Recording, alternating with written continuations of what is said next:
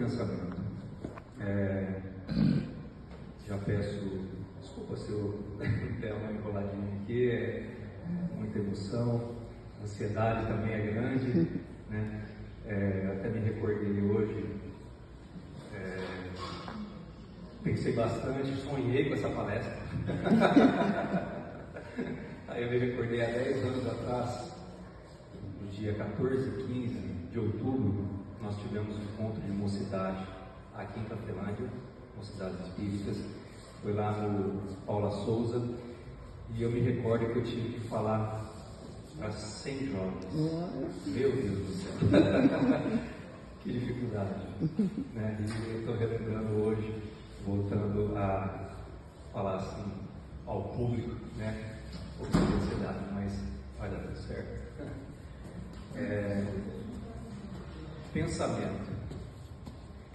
Pensamento, como que eu tive primeiro contato, assim, a primeira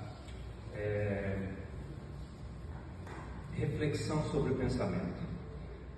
Na minha adolescência, eu ganhei um livro, acho que alguém já leu, né? O Segredo.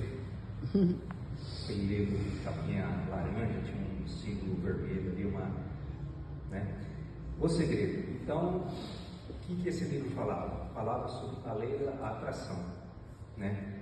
Então, como o nosso pensamento ele reflete no nosso dia a dia, na nossa existência.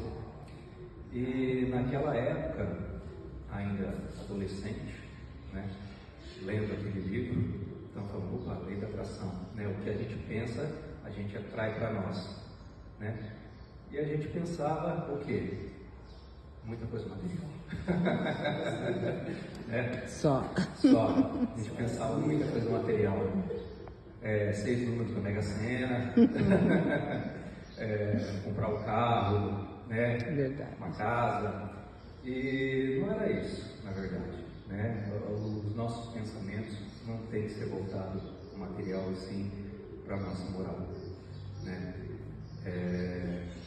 Acho que até meu mentor na época falava, você quer um carro? Vai trabalhar. Não adianta ficar pensando, eu vou te incluir a trabalhar, né? Então foi o primeiro contato, assim, esclarecedor sobre a lei da atração, né? O que a gente pensa é o que a gente atrai, né? E o pensamento também, quando há uns 6 anos atrás, a minha filha, antes dela nascer, eu tive uma crise de ansiedade. E aí eu descobri, né, o motivo da minha crise de ansiedade. Tudo voltado ao pensamento. Pensamento no futuro, né? Aquele pensamento que a gente sempre foca no futuro, não foca no presente. E pensamentos que não era pensamento salutar, então a gente sempre se questionando, sempre tentando chegar a um ideal que a gente ainda é imperfeito, que a gente não vai alcançar. Então a gente sempre se cobrando, e aí eu tive essa crise de ansiedade, fiquei no hospital 16 horas em arritmia. Daquela vez eu falei, meu Deus, é hoje que eu vou. Né? Mas graças a Deus melhorei, né? Fiz tratamento e ainda tem arritmia, mas melhorou bastante. E o que a gente pode falar sobre o pensamento, a força do pensamento, né? Nós submetemos o poder daquilo que se passa em nossa mente. Nós, como veremos, o pensamento é muito mais do que imaginamos. Eu dividi aqui em 3 tópicos. Primeiro a gente vai falar um pouquinho sobre a natureza do pensamento. Depois, como o pensamento ele influencia no nosso cotidiano, no nosso dia a dia, né? E também na mediunidade, né? No trabalho mediúnico, o que pode nos influenciar no trabalho mediúnico. Então, o pensamento, o que a ciência fala? A ciência, na verdade, fala que o pensamento seria um processo químico do nosso cérebro, né? É a ligação dos nossos neurônios, aquelas se fosse uma eletricidade, né, que passa pelos nossos neurônios, e a gente vai pensando, nosso cérebro pensaria, né? A gente vai armazenando nosso cérebro físico, né? E na verdade não é nada disso. Depois que a gente começa a estudar a doutrina espírita, a gente vê que o pensamento vai muito além de um processo químico, né? Ele é uma emanação intrínseca do nosso espírito. Então ele é a essência do nosso espírito, né? É um atributo do nosso espírito. A nossa essência mais profunda. Ele não é produzido pelo cérebro. O cérebro é um instrumento para a sua manifestação no plano espiritual, ou no plano físico, né? O pensamento, ele reflete o que somos, nosso nível evolutivo. Então, a gente precisa apreciar bastante os nossos pensamentos. É uma manifestação inerente à alma, que transcende o corpo físico, é uma força ativa, constante. Me recordo, alguém, acho que falou numa palestra, que nós temos, acho que 20 mil pensamentos por dia. Você imagina o que é isso na nossa vida, o que influencia na nossa vida, né, no nosso dia a dia. 20 mil pensamentos. Não dá para nem imaginar. Nós pensamos, né? Então o corpo passa, mas a capacidade de pensar, de ser, permanece e se intensifica. O nosso corpo um dia ele vai padecer, né? Os nossos pensamentos, então, eles não vão padecer junto com o corpo, e sim a gente vai levar o que a gente pensa, o que a gente faz, né, no nosso cotidiano. No livro dos Espíritos, ele deixa claro que o pensamento é um atributo essencial do espírito. No capítulo 1, item 89, Allan Kardec, ele questiona os espíritos. Ele faz a seguinte pergunta: o pensamento não é a própria alma que se transporta?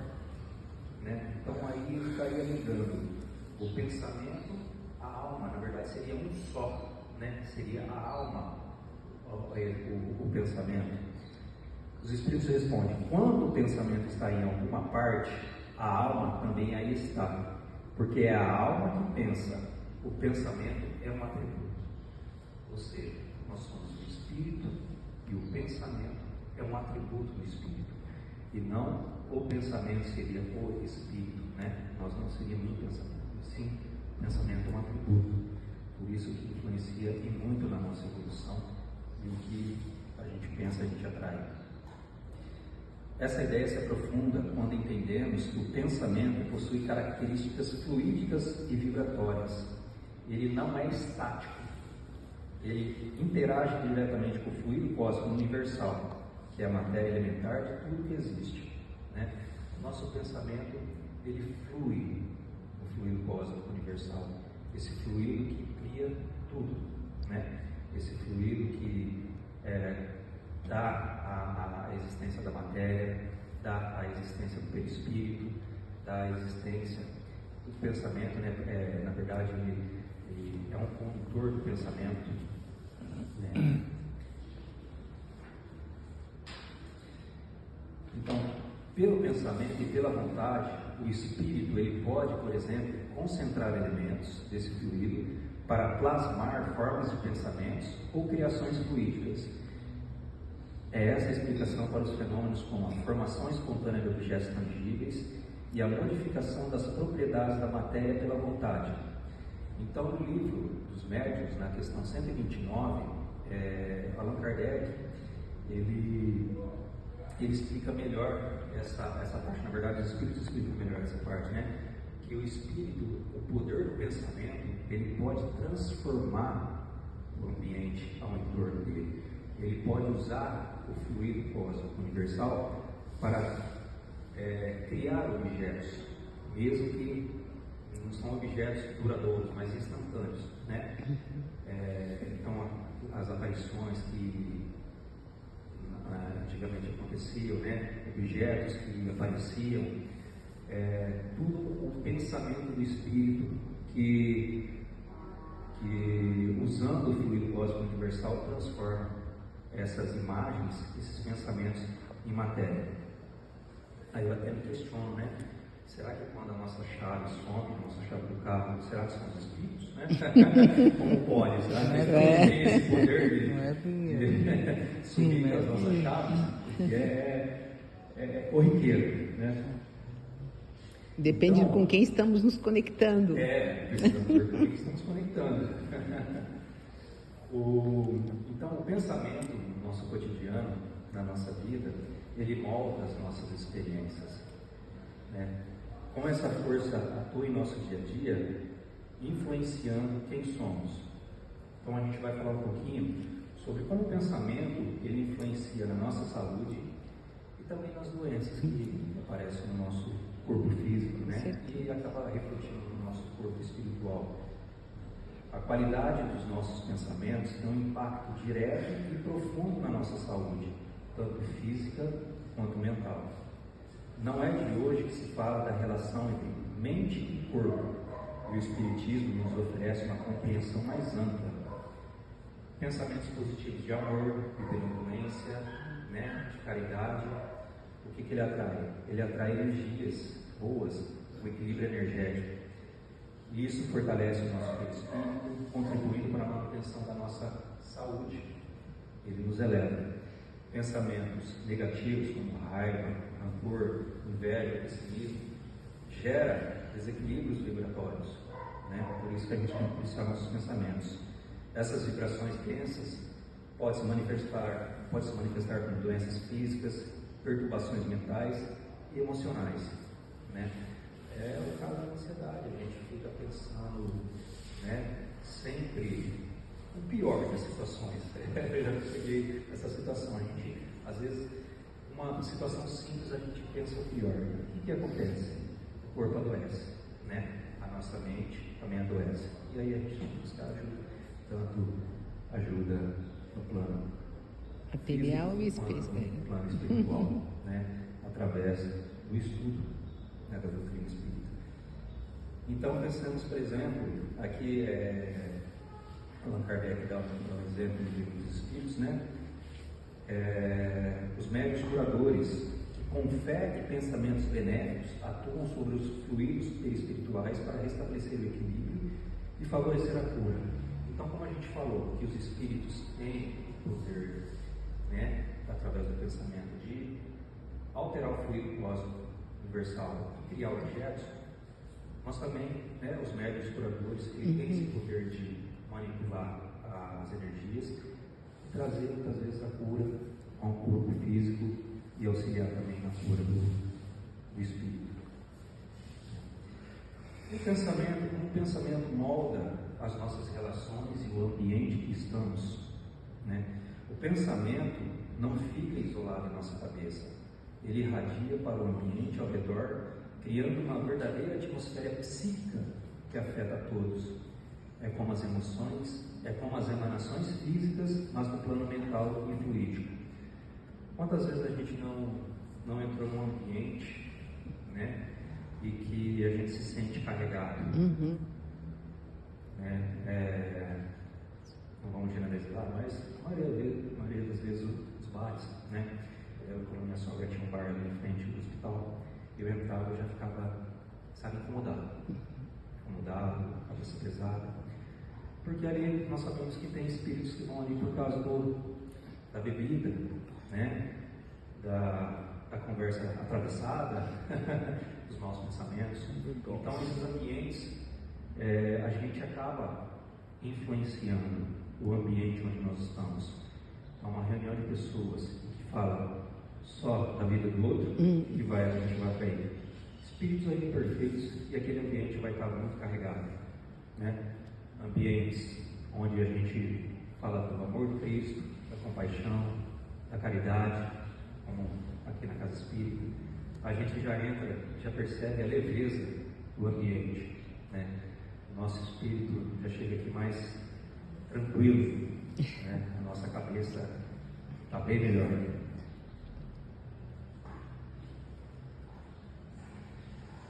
E também nas relações interpessoais, essa irradiação é fundamental.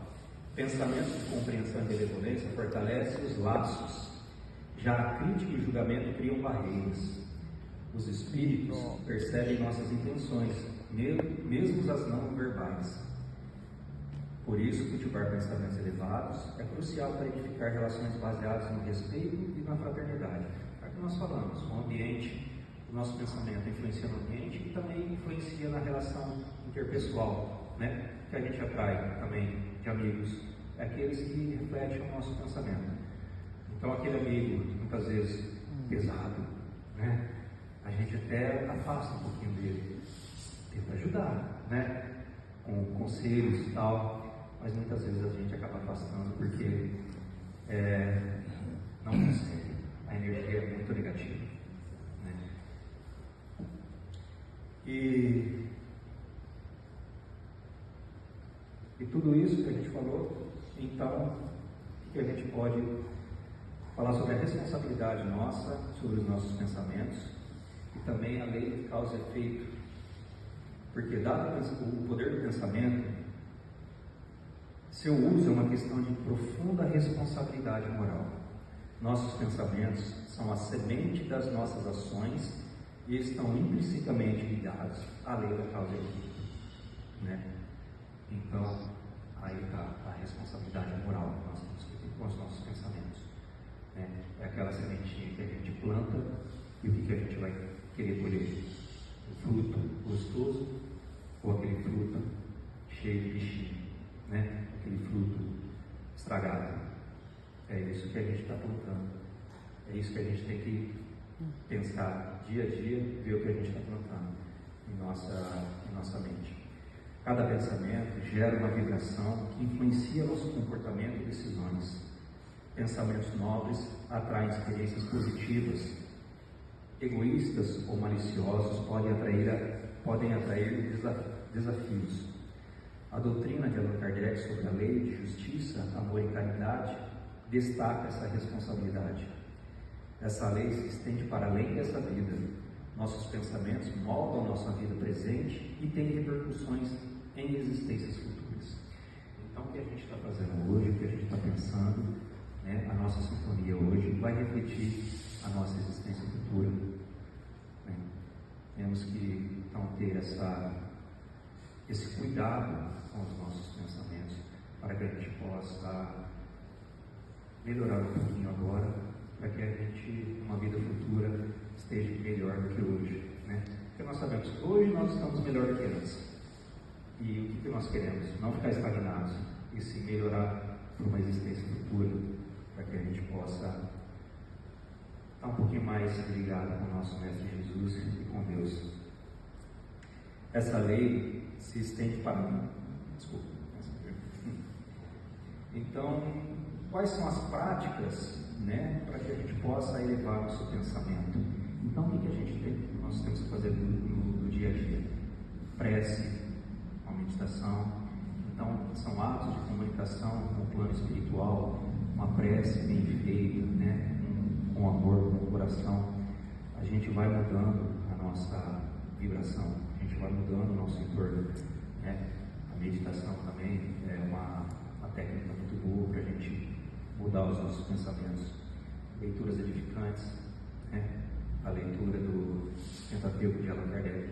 Então temos que estudar as obras de Allan Kardec, os cinco livros, para que a gente possa compreender um pouquinho mais a nossa existência, o nosso espírito. Também qualquer leitura cristã, né, que vai agradecer, vai trazer para nós essa paz interior, para que a gente possa mudar os nossos pensamentos. Vigilância também dos nossos pensamentos, vigiai e orai, está aqui escrito, né, que Jesus nos deixou, vigiai e orai. Vigiai os nossos pensamentos. Foi o que nós falamos no início, nós temos 20 mil pensamentos durante o dia. É difícil vigiar